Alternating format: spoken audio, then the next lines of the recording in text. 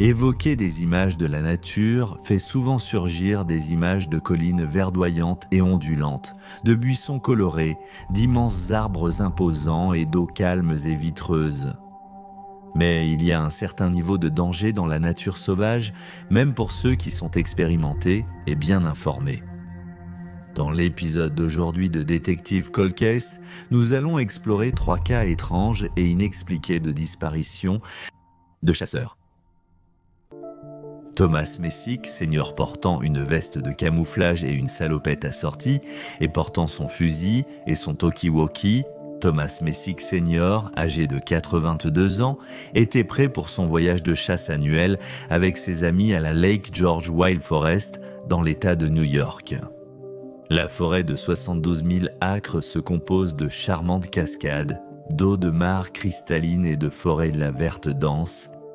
Le groupe avait fait un voyage de chasse dans la forêt chaque année sans faute et 2015 ne ferait pas exception. Bien que Thomas se soit seulement récemment remis du Zona, il avait hâte de faire le voyage. Chasseur et homme des bois expérimentés, le octogénaire n'a pas laissé sa mauvaise audition ou son dos douloureux l'empêcher de vivre sa vie. Thomas était également un vétéran de l'armée américaine, avait perdu un de ses yeux dans la vingtaine et était heureusement marié depuis plus de 50 ans. Le 15 novembre 2015, vers 10h du matin, le groupe s'est organisé en préparation d'un trajet. Avec Thomas, 3 membres plus âgés du groupe étaient assis immobiles en ligne, avec moins de 100 yards entre eux. Les autres membres du groupe ont tenté de forcer les cerfs à se diriger vers les membres statiques. Cependant, ce jour-là, il y avait très peu de faune présente. Découragés, les chasseurs ont décidé de se réunir après avoir attendu un certain temps pour que les cerfs se montrent. Cependant, en se rassemblant à nouveau, ils ont réalisé que quelque chose clochait. Thomas Messick senior avait disparu. Alors que le groupe criait pour l'homme âgé et tirait des coups de feu, ils ont également fouillé la zone, inquiets pour leur ami disparu. Vers 4h30 de l'après-midi, les chasseurs ont contacté les gardes forestiers. 4 gardes ont aidé les hommes à chercher jusqu'à minuit, après quoi le groupe est resté éveillé, klaxonnant leurs klaxons de voiture et espérant que Thomas se montrerait, mais il ne l'a jamais fait. Le lendemain, une autre recherche a été menée, celle-ci composée d'environ 13 membres professionnels de recherche et de sauvetage et était extrêmement bien organisée. Mais malgré leurs meilleurs efforts, le groupe n'a trouvé aucune trace de l'homme de 82 ans. Finalement, une recherche massive impliquant plus de 300 personnes a été lancée. Des chiens, des conducteurs et des hélicoptères ont participé à la chasse et plus de 15 organisations étaient impliquées, y compris des gardes forestiers, des unités canines de la police et une équipe du Federal Bureau of Investigation. Mais, une fois de plus, il n'y avait aucun signe de Thomas. Ses vêtements, son talkie-walkie et son arme n'ont jamais été retrouvés. Le temps était loin d'être agréable lors de certaines de ces explorations, la forte pluie entravant les efforts de recherche, mais les autorités ont utilisé des ficelles pour quadriller la forêt, s'assurant que chaque carré de terrain avait été couvert, et ils ont veillé à vérifier tous les marécages ou plans d'eau de la zone. Il ne semble pas que les chiens renifleurs aient détecté des pistes d'odeur, ou du moins pas de pistes fructueuses. Bien que la recherche officielle de Thomas ait pris fin en janvier 2016, les gardes forestiers continuent de fouiller périodiquement la zone à la recherche d'indices. À l'été 2018, la police d'État a envoyé des chiens dans certaines parties de la zone où Thomas a disparu, espérant peut-être trouver un corps. Cependant, leurs efforts n'ont donné lieu à aucune nouvelle piste. Pour les détectives en ligne, il y a 2 aspects étranges dans l'affaire de Thomas. Le premier est que le Federal Bureau of Investigation s'est impliqué seulement 4 jours après la disparition du octogénaire. Sa femme Beverly a déclaré que le Federal Bureau of Investigation lui avait dit, je cite, « Quelque chose ne va pas avec son affaire, Miss Celia, mais il ne savait pas quoi ». Beverly craint que son mari ait été victime d'un acte criminel. L'autre détail étrange de l'affaire est qu'un de ses compagnons de chasse a entendu un bruit étrange dans les bois peu de temps avant que Thomas ne disparaisse. Le compagnon a dit « J'ai entendu un bruit étrange dans les bois, ignorant sa provenance. Juste un bruit différent de ce que j'entends habituellement. Tu sais ? C'était différent mais difficile à expliquer. Un son inhabituel que je n'avais encore jamais entendu dans les bois. Je ne saurais décrire ce que c'était, tu vois ? C'était en haut de la colline, au sommet de la colline. Dans des entretiens ultérieurs, cet ami a décrit le bruit comme étant un bruit de claquement ou de craquement. L'ami a rapporté aux autorités ce qu'il avait entendu, mais elles n'y ont pas accordé beaucoup d'importance. Sur la base de ce détail, des détectives en ligne ont suggéré que peut-être Thomas était coincé sous un arbre qui lui est tombé dessus après sa disparition.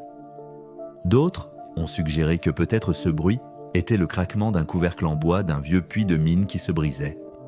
Il a également été spéculé que la disparition de Thomas est liée à celle d'un homme de 68 ans nommé Fritz Drum qui a disparu de sa propre propriété de 150 acres à New York le 24 novembre 2015.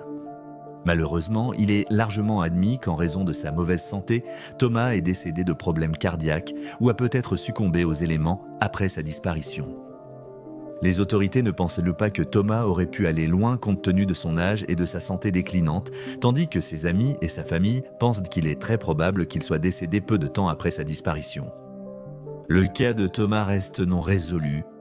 Si vous avez des informations sur sa disparition, vous pouvez contacter la police de l'État de New York au 518-745-1035. David Lee Peltier. Le 3 novembre 2018, David Lee Peltier, âgé de 59 ans, s'est rendu à la forêt d'État de Nemaji, à l'est de Hinckley, Minnesota, avec un groupe d'amis. La forêt de 92 000 acres est remplie de végétation verdoyante et de bois épais et dense et d'une abondance de faune. Lors d'une journée ensoleillée et lumineuse, les amis ont décidé que c'était le bon moment pour aller chasser. À leur arrivée vers midi, Lee, accompagné d'un homme nommé John Warner, l'un des propriétaires des cabines dans lesquelles le groupe séjournait, se dirigea vers un étang à proximité. Le duo a ensuite décidé de se séparer, l'idée étant que Lee ferait sortir les cerfs pour qu'ils courent vers John, qui était plus haut sur la berge. Finalement, le groupe s'est réuni pour le déjeuner, mais Lee n'est pas apparu. Cependant, personne n'y a beaucoup pensé car tout le monde supposait que le cinquantenaire suivait un cerf. Cependant, ils se sont inquiétés lorsqu'il n'est pas revenu aux cabines plus tard dans la soirée. Lee était un homme d'extérieur expérimenté qui chassait souvent le canard et le cerf sur sa ferme familiale de 100 acres à Lake Elmo, mais ce soir-là, il n'était peut-être pas aussi bien équipé qu'il aurait pu l'être. Il était vêtu d'un pantalon de camouflage avec un sweatshirt rouge et un gilet orange et n'était pas préparé pour le temps froid. Il n'avait également pas d'eau, ni de briquet, ni de sac à dos, et n'avait ni boussole ni système Global Positioning System. Cela est devenu inquiétant lorsque le temps a finalement changé. Il s'est mis à pleuvoir, puis à neiger. La température dans la région a soudainement chuté à -6. C'était une nuit difficile et sans aucune réception de téléphone portable, le groupe n'a pas pu alerter immédiatement les autorités. Au lieu de cela, ils ont passé la nuit à l'extérieur après avoir construit un énorme feu de joie. Ils ont écouté les coups de feu qui pourraient révéler la position de Lee ou signaler qu'il était en difficulté. Le groupe est resté éveillé toute la nuit, tendant l'oreille pour entendre des coups de feu, mais les coups de feu ne sont jamais venus.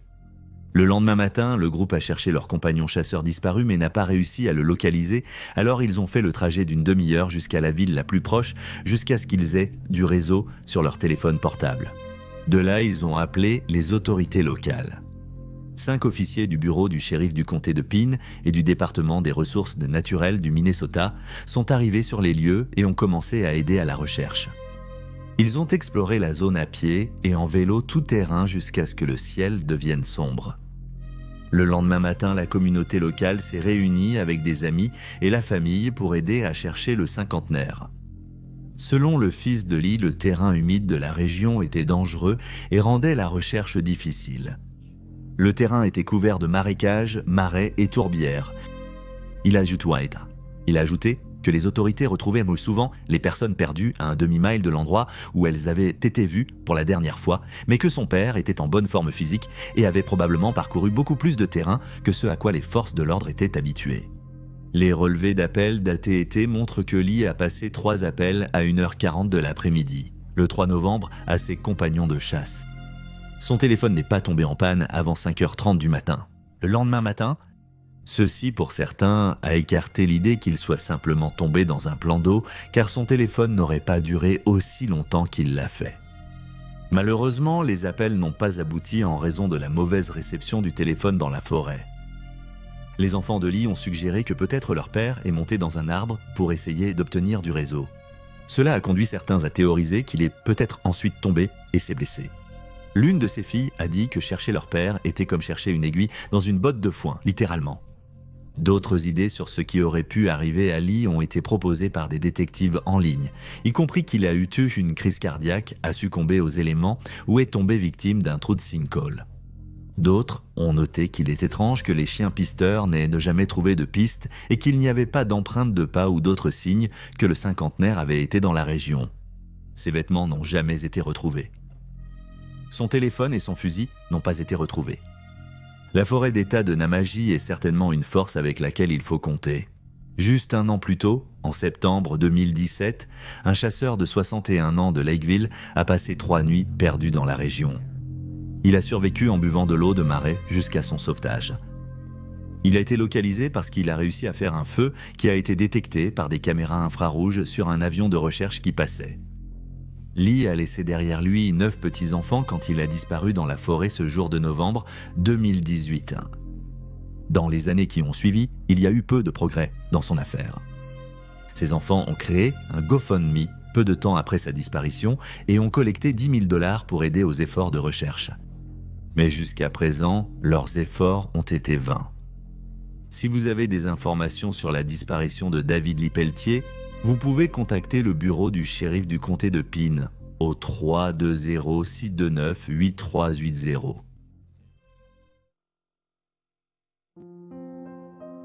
Eric Smith. Eric Smith semblait tout avoir, un chasseur expérimenté avec une propriété de 40 acres à Cedar Bluff, en Virginie, un zazen. Famille aimante, 2 beaux enfants et un travail qu'il adorait. Eric travaillait comme contremaître de mine pour la société Consul Coal, où il était populaire et bien aimé. Le père de 2 enfants était admiré pour la manière sérieuse dont il assumait son rôle. Il était prudent, posé et étudiait toujours attentivement toutes les nouvelles règles de sécurité, veillant à les respecter en tout temps. Il ne prenait jamais de raccourcis, ce qui lui valait le respect des 500 personnes dont il était responsable. Une semaine avant sa disparition en octobre 2013, Eric a passé une semaine loin de chez lui, en voyage d'affaires, à Atlanta, en Géorgie. À son retour, il devait reprendre le travail. Cependant, il était absent. Sa femme a appelé pour lui, informant ses employeurs qu'il était malade, peut-être de la grippe ou d'une pneumonie, et qu'il ne pourrait pas venir. Eric a été absent du travail pendant les 5 prochains jours. Il n'a pas contacté son travail lui-même, ni n'a vérifié avec son équipe pour voir comment les choses se passaient à la mine. Personne travaillant sous les ordres d'Eric n'a eu de ses nouvelles durant son absence. C'était très inhabituel de sa part. Dans le cadre de son travail, il était censé être disponible à tout moment. Le 6 novembre, Eric a envoyé un courriel à son travail pour dire qu'il se sentait mieux. Il leur a dit qu'il allait chasser vendredi et qu'il se présenterait au travail samedi, mais le quadragénaire n'est jamais revenu. En fait, on n'a plus jamais eu de ses nouvelles. Le 8 novembre, la femme d'Eric l'a vu quitter la maison familiale. Il est parti à pied pour vérifier son poste d'observation dans un arbre à moins d'1 mile de sa maison sur West Hurt Buggy Road. Le projet Charlie a noté qu'Eric est parti aux premières heures du matin, mais de nombreux articles de presse ont déclaré qu'il a été vu pour la dernière fois quittant la maison vers 10 heures du matin. Dans tous les cas, Eric n'est jamais rentré à la maison. En tant que chasseur expérimenté, qui connaissait bien la région, il semblait être la personne la moins susceptible de disparaître dans la nature. Mais quand il n'est pas réapparu ce soir-là, sa femme s'est inquiétée. Elle a contacté la mère d'Eric, qui était dans une église locale, et ils ont lancé une recherche pour le père de 2 enfants avec l'aide des paroissiens. Ils ont aussi alerté le commissariat local. Les forces de l'ordre n'ont pas attendu. Ils ont immédiatement lancé une recherche approfondie sur la disparition soudaine d'Eric. L'inquiétude s'est intensifiée pour le père de 2 enfants lorsque cette nuit-là, la température a chuté à moins 3 degrés Celsius. Un hélicoptère équipé de matériel infrarouge a été envoyé, accompagné de plusieurs chiens de recherche. Mais tout cela en vain. Selon le coordinateur adjoint de recherche et de sauvetage du département de la gestion des urgences de Virginie, un chien de piste a détecté plusieurs odeurs qui menaient de la maison, mais celle-ci aurait dû être vieille de plusieurs jours. Au moins une piste ramenait à la maison familiale. Le jour suivant, plus de 60 personnes se sont rassemblées pour aider les efforts de recherche, y compris des membres du département des incendies, de recherche et de sauvetage, des collègues d'Eric et ses proches. Malgré leurs meilleurs efforts, aucun signe d'Eric n'a pu être trouvé. L'homme de 42 ans avait laissé son téléphone, ses cigarettes et son portefeuille dans sa voiture. Il n'y a aucune contradiction sur le fait qu'il était normal pour Eric de laisser son téléphone. Alors que certaines sources d'informations et des détectives amateurs ont jugé ce comportement étrange, il a été souligné qu'en 2013, la zone avait une très mauvaise réception de téléphones mobiles, surtout dans la zone boisée vers laquelle Eric se dirigeait. Il convient également de noter que selon plusieurs rapports, il ne semblait pas qu'Eric avait réellement l'intention de chasser ce jour-là. Il allait simplement vérifier son mirador. Il est possible qu'il n'ait pas pensé avoir besoin de son téléphone car il ne prévoyait pas de s'aventurer très loin dans les bois, ou peut-être a-t-il décidé de ne pas le prendre car il n'aurait de toute façon pas de réseau. Ceux qui sont dans la vie d'Eric ne croient pas qu'il les aurait simplement abandonnés. Il aimait son travail et il n'avait aucun problème personnel ou professionnel. Sa famille et ses amis ont exprimé leur conviction qu'il n'abandonnerait jamais ses enfants. Un de ses amis et collègues a dit qu'il n'était pas un homme qui partirait simplement. Selon un ami écrivant au journal local, des chiens de Saint-Hubert ont été utilisés. Les chiens sont à peine entrés dans les bois avant de revenir à la maison d'Eric. Eric n'était pas dans ces bois où il était censé être allé chasser. Le mystère et les circonstances de la disparition d'Eric ont dégénéré après l'échec de la recherche. Aucune trace d'Eric n'a jamais été trouvée. Ses vêtements n'ont jamais été retrouvés et le fusil à chargement par la bouche qu'il a emporté avec lui lorsqu'il a quitté la maison n'a jamais été retrouvé. En 2014, les forces de l'ordre ont reçu un tuyau selon lequel le quadragénaire se trouvait dans la zone de Door Road à Cedar Bluff, mais une recherche approfondie de la zone n'a rien donné. Ces dernières années, l'affaire d'Eric a connu une impasse. Des détectives en ligne ont proposé toutes sortes de théories, qu'il a été accidentellement abattu par un autre chasseur, qu'il est tombé dans un gouffre ou une caverne, ou qu'il a été attaqué par des chasseurs illégaux ou des trafiquants de méthamphétamine. D'autres ont suggéré que parce qu'il a pris une arme et laissé tout le reste derrière lui, peut-être qu'Eric, pour des raisons inconnues, souhaitait mettre fin à sa propre vie. Une autre hypothèse, plus sinistre, a conduit les détectives de salon à croire que la femme d'Eric était impliquée, puisque personne n'a réellement entendu ou parlé à Eric lui-même. Après son retour de son voyage d'affaires, les autorités ont déclaré que les indices dans l'affaire d'Eric sont rares et espacés. Si vous avez des informations sur sa disparition, vous pouvez contacter le département de police de Cedar Bluff au 276 963 3975. Et voilà les faits. Veuillez laisser un commentaire ci-dessous avec vos propres théories et spéculations et n'oubliez pas d'aimer cette vidéo et de vous abonner pour soutenir la chaîne. Vous pouvez également nous soutenir sur Patreon pour un accès anticipé à nos documentaires mensuels et la possibilité de voter sur les affaires que nous couvrons. Merci d'avoir regardé. Restez alerte, restez en sécurité et je vous verrai la prochaine fois.